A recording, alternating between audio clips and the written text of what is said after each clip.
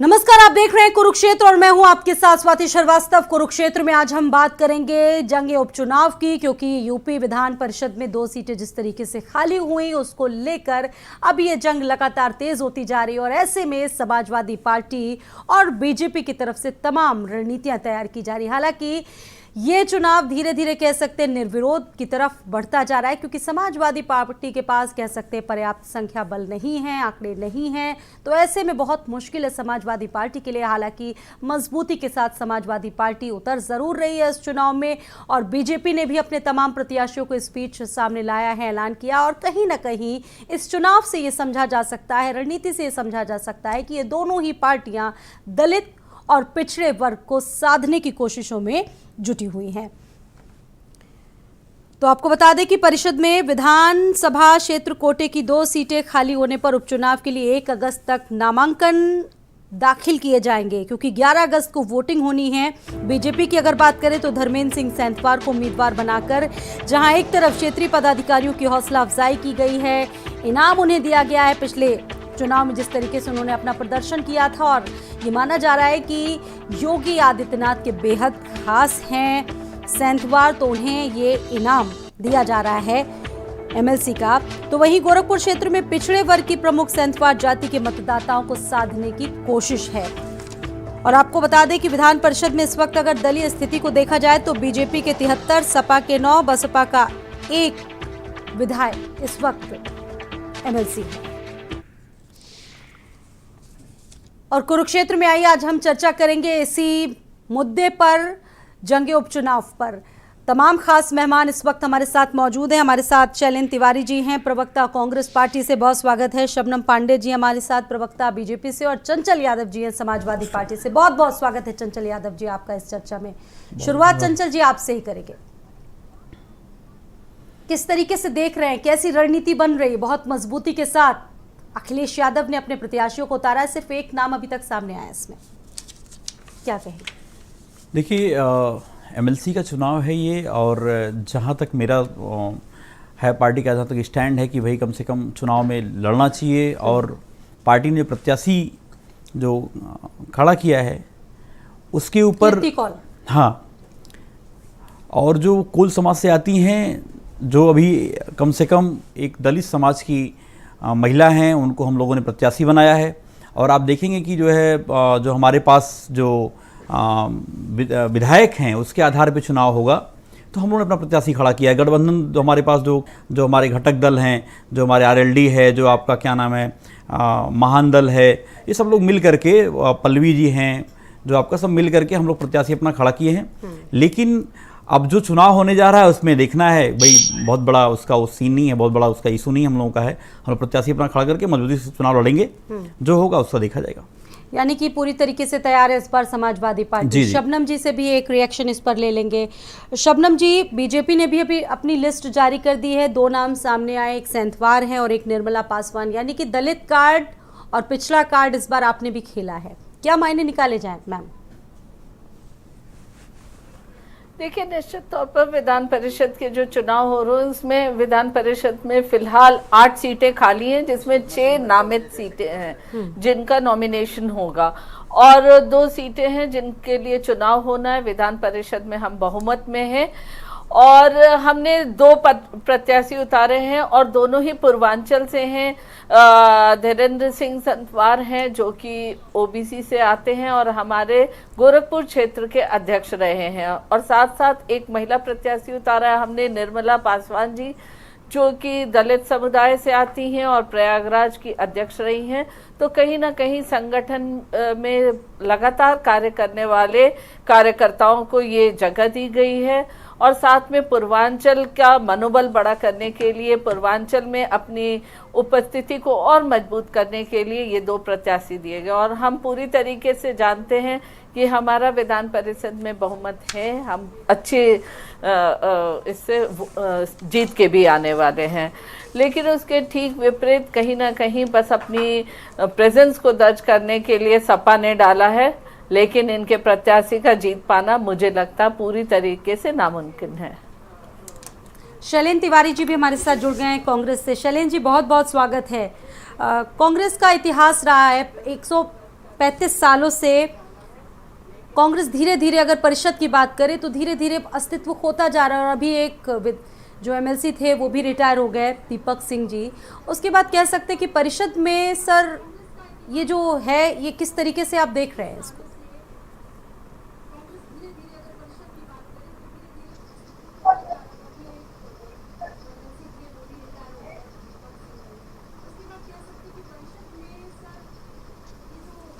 आपकी आवाज आई नहीं है जी, अब मेरी आवाज आपको मिल रही है शैलेंद्र जी?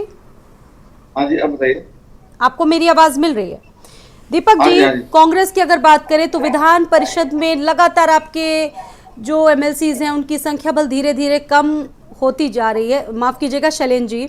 तो अब किस तरीके से इसको देख रहे हैं? अभी एक एमएलसी थे वो भी रिटायर हो गए, दीपक जी, पिछले कुछ दिनों पहले। कैसे देख रहे हैं इसको शैलेंद्र जी? देखिए, कांग्रेस इस वक्त अपने, जहां तक मैं सवाल समझ पाया हूँ, आप कहे पूछने कि कांग्रेस का एमएलसी नहीं आ रहा है। मेरी आवाज आपको मिल रही है? जी जी जी, आपकी आवाज मिल रही है।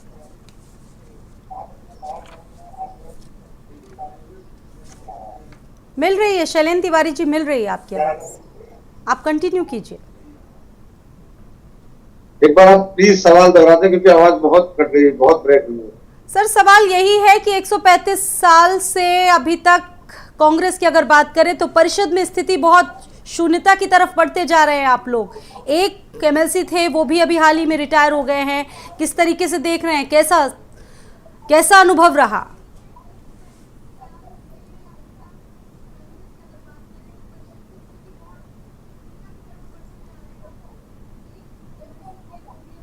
देखिए, अनुभव की स्थिति तो बहुत ही इस वक्त जो है दुर्भाग्यपूर्ण है, क्योंकि अब हमारे पास में जो है नंबर्स नहीं है, तो हमारे एमएलसी आ नहीं सकते। लेकिन जिनके पास नंबर्स हैं उनकी जिम्मेदारी है कि वो डेवलपमेंट की तरफ ध्यान दें, ना कि हिंदुस्तान की जनता को कभी जो है बुरखे में, कभी अजान में, कभी किसी में, कभी बिल्डोजर में उलझा कर रखते हैं। मुझे लगता है कि इस वक्त विकास की जरूरत है, विकास बहुत आवश्यक है, रोजगार की जरूरत है। तमाम मुद्दों पर जो लोग सत्ता में शामिल हैं, मुझे लगता है उनकी जिम्मेदारी बनती है कि वो विकास को पूरी तरह से अग्रसर रखें, विकास पर बात करें, विकास पर ध्यान दें। मुझे लगता है कि सारी बातें जो विकास की उन्होंने की है सब के सब झंडे साबित हो रहे हैं। कहीं किसी मसले पर कोई समाधान जनता को नहीं मिलता नजर आ रहा है। जी, यानी कि बुरे एक्सपीरियंस से इस वक्त आप उत्तर प्रदेश में गुजर रहे हैं शैलेंद्र जी, ये तो मानते हैं ना आप? और संगठन को बहुत मजबूती से खड़ा करना होगा इस बार आपको।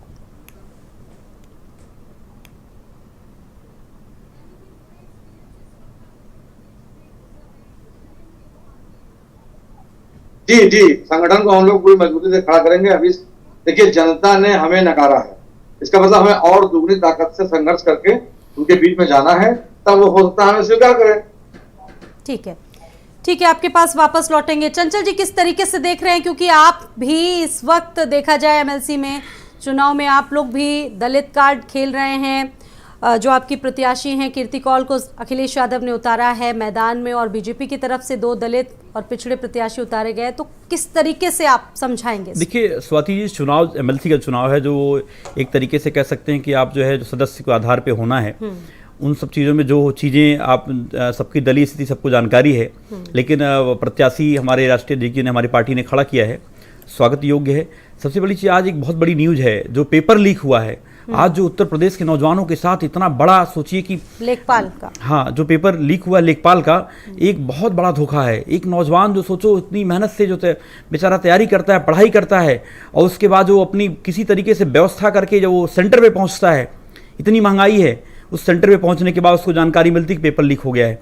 ये सरकार पूरे लीक के दौर से बराबर लगातार इनकी कोई भी, आप अगर पिछले 5 साल का रिकॉर्ड उठा के देख लीजिए, मैं चैलेंज करता हूं शबनम जी बैठिए, एक भी पेपर जिसमें लीक ना हुआ हो, एक भी पेपर जो सही तरीके से कंप्लीट हुआ हो, एक भी भर्ती जो सही तरीके से निष्पक्ष कंप्लीट हुई हो। आज नौजवानों के साथ पूरे प्रदेश में आज अपने आप को नौजवान ठगा महसूस कर रहा है।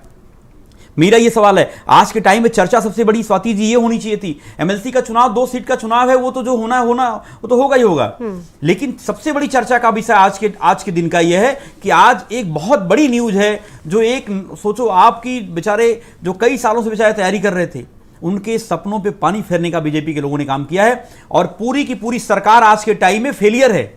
और इनके मैं बता रहा हूं एक एक डिपार्टमेंट में इतने बड़े बड़े भ्रष्टाचारी लोग हैं। वही कहानी है कि यहां तो जो कर ही रहे हैं बड़े मियां छोटे मियां सुबह नल्ला वाली कहानी है। वहां देखिए हमारे प्रधानमंत्री जी अपने जो उद्योगपति साथियों को फायदा पहुंचाने के लिए लाखों करोड़ रुपए दान कर दे रहे हैं, लाखों करोड़ रुपए उनको जो टैक्स छूट मिल जा रही है, लाखों करोड़ उनको एनपीए करा दिया जा रहा है। और यहाँ पे नौजवान जो हमारे जो है उनके लिए जो है व्यवस्थाएं नहीं है, जो एग्जाम हो रहे हैं वो सारे के सारे जो है पेपर लीक हो जा रहे हैं, वो भ्रष्टाचार की भेंट चढ़ जा रहे हैं। सबसे बड़ा सवाल आज का ये है, क्या आज के टाइम में एक नौजवान जो बेरोजगारी, आप सोचिए भी कल की न्यूज आपने देखा होगा, शायद चलाया भी होगा आपने, मैं नवभारत टाइम्स पढ़ रहा था, 22 करोड़ लोगों ने 2014 के बाद अप्लाई किया था रोजगार के लिए, 7 लाख लोगों को रोजगार मिला है। जो ये सरकारी डेटा है, सरकारी आंकड़ा आया है। ये कितना बड़ा तमाचा है हिंदुस्तान की जनता के ऊपर, हिंदुस्तान के नौजवानों के ऊपर, हिंदुस्तान में पढ़े लिखे नौजवानों के ऊपर। कि आप सोचो 22 करोड़ लोगों ने अप्लाई किया हो कि 7 लाख लोगों को रोजगार मिलने का काम हो, और आज हम डिबेट कर रहे हैं एमएलसी चुनाव के ऊपर। ये बहुत बड़ा दुर्भाग्यपूर्ण है। स्वाति जी मैं तो ये कहता हूं कि आज आपको लेखपाल जो पेपर लीक हुआ उसके ऊपर आपको जो है आज डिबेट करानी चाहिए थी शाम के टाइम में। ठीक है, शबनम जी क्या कुछ कहेंगे इस पर? देखिए, हम जब विधान परिषद चुनाव की चर्चा में आए हैं तो निश्चित तौर पे ये तमाम और चर्चा की तरफ मुंह मोड़ रहे हैं, क्योंकि कहीं ना कहीं इस चुनाव के लिए बोलने के लिए इनके पास कुछ भी नहीं है। आपको पेपर लीक के ऊपर बोलने के लिए आप कुछ नहीं है। पेपर लीक तो हुआ है ना मैम, सुन लीजिए जी। नहीं, मैं उससे इनकार नहीं कर रही, लेकिन जिस डिबेट पे हमें मुझे बुलाया गया, जिम्मेदारी लेते हुए जिस विभाग के पास जो मंत्री हैं उनको बर्खास्त किया जाना चाहिए कि नहीं किया जाना चाहिए? चंचल जी हताशा अपनी मत दिखाइए। ये हताशा नहीं, हताशा आपकी है। आप मुद्दे मेरे सवाल का जवाब आप नहीं दे पा रही हैं, और आप ही क्या, मैं चैलेंज करता हूँ बीजेपी कोई प्रवक्ता नहीं दे पाता है। जब पॉइंट की बात आती है घुमाने लगते हो आप लोग। आप लोगों के जो पुराने कारनामे वो खत्म नहीं हो जाते। आप सुन लीजिए, पहले मेरी बारी है, मुझे बोल लेने दीजिए, फिर आपको जो जवाब देना होगा दीजिए। आपके प्रवक्ता, आपके बड़े बड़े नेता वो 70 साल की बात करते हैं, उस 70 साल में 7-8 साल अपने भी जोड़ लेते हैं। बात जनता जानती है कि आज कोई परीक्षा हो, कोई भी जांच हो, वो निष्पक्षता के साथ होती है। ऐसी कोई भर्ती बताइए जिसमें पेपर लीक ना हुआ हो, ऐसा कोई एग्जाम बताइए जो सही तरीके से निष्पक्ष आपके पिछले 5 साढ़े 5 सालों सरकार में पूरी हुई हो। समुदाय विशेष की भर्तियां करके नौकरियां दे दी जाती थी। जब हमने सत्ता संभाला था, ऑन रिकॉर्ड बात करिए, ऑन रिकॉर्ड बात करिए। केवल जो आपको आरएसएस द्वारा ट्रेनिंग दी जाती है झूठ बोलने की, वो झूठी बात मत फैलाइए। और उसको आप मुझे बताइए कौन सी भर्ती में किस विशेष जाति को हमारी सरकार में फायदा मिला, और मैं आपके रिकॉर्ड आपके सामने पेश करता हूँ।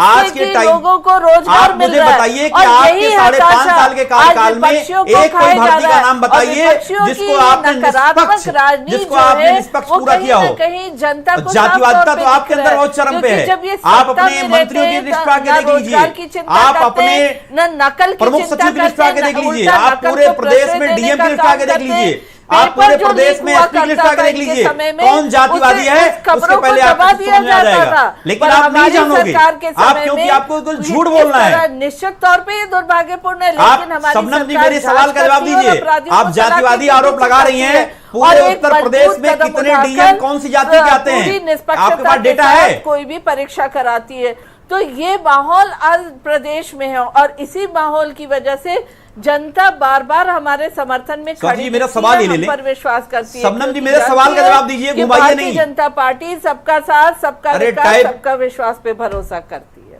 ठीक है, आप मेरे सवाल तो ले लीजिए। मेरा सवाल है पिछले 6 सालों में आपकी तो सरकार में, आप तो जवाब भी नहीं सुनते ना, आप तो मैं सुन लिया, एक दूसरे की बात सुन लीजिए, तो सवाल स्पष्ट हो पाएगा। देखिए दोनों लोग एक साथ बोलेंगे तो किसी की आवाज क्लियर नहीं जाएगी। पहले आप अपनी बात बोल लीजिए, फिर आप अपनी बात। ठीक है, मेरा सवाल ले लीजिए आप। मेरा सवाल यह है कि पिछले 5.5 साल के कार्यकाल में आप मुझे बताइए एक भर्ती का नाम बताइए जो निष्पक्ष हो, जिसमें पेपर आउट ना हुआ हो, जो भ्रष्टाचार की भेंट ना चढ़ी हो। पहला सवाल। दूसरा सवाल आप मेरा ले लीजिए, जो आपने जातिवादी आरोप लगाए, आज के टाइम में पूरे प्रदेश में कितने डीएम एक विशेष जाति के हैं, कितने एसपी एक विशेष जाति के हैं, चर्चा करना कितने तो एक प्रमुख सचिव विशेष जाति के हैं। ठीक है, आपका सवाल वाजिब है चंचल जी, जवाब आपका सवाल आपका वाजिब है, लेकिन आज उस पर चर्चा नहीं है। नहीं, जातिवादी बस ये जवाब कंप्लीट करने के बाद डिबेट देखिए एसपी जो है वो आज भर्तियां उनकी नहीं हुई है, वो ऑलरेडी भर्ती हो चुकी है, और जिनकी जहां पे काबिलियत महसूस होती है, जरूरत महसूस होती है, उनको उस जगह पे स्थापित किया जाता है। लेकिन आपके समय तो पूरी भर्तियां ही एक जाति विशेष की नहीं, वही बता रही हूँ, आपके समय तो पूरी भर्तियां ही, हम तो पुलिस भर्तियां की है, हमने तमाम ऐसी भर्तियां की है 4.5 लाख, लेकिन किसी भी भर्ती में हमने पक्षपातपूर्ण रवैया नहीं अपनाया, किसी जाति धर्म को विशेषता नहीं दी, काबिलियत को विशेषता दी।